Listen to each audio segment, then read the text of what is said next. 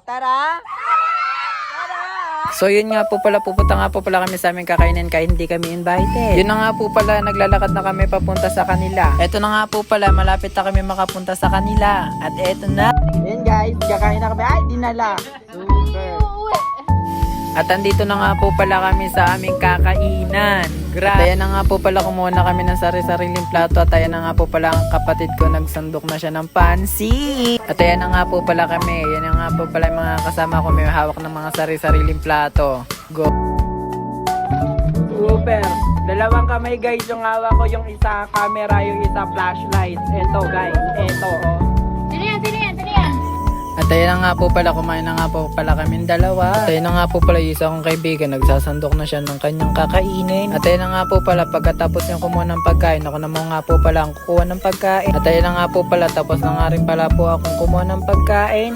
At ayan nga po pala, kinuha ko nga po pala ang aking camera. At ito nga po pala kaming tatlo. Ito na nga po pala, kumakain na kami. Promotor na kumain na kami. Shoutout sa'yo, Ate Wendy. Pakabusog ka.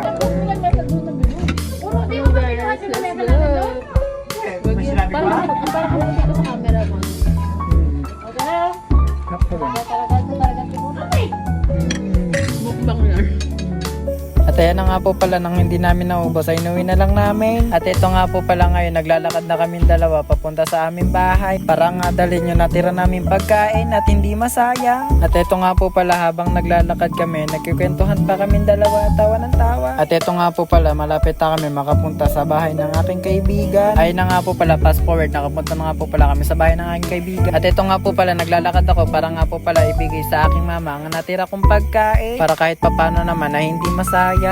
At ito na nga po pala ako sa amin, papasok na nga po pala ako sa aming bahay. At ito na nga po pala, papasok na ako sa aming bahay para iabot kay mama yung natira kong pagkain. At ayan na nga po pala, fast forward, naglalakad na nga po pala kami ng aking kaibigan. Naglalakad na nga po pala kami para nga po pala isoli yung aming pinaglagyan ng pagkain. Ayan na nga po pala kami, naglalakad na patungo nga po pala sa aming pupuntahan. At ayan na nga po pala, malapit na nga po pala kami para nga po pala isoli yung pinggan. At hanggang dito na nga lang po pala ang ating mini vlog. Thank you sa panonood. Bye-bye!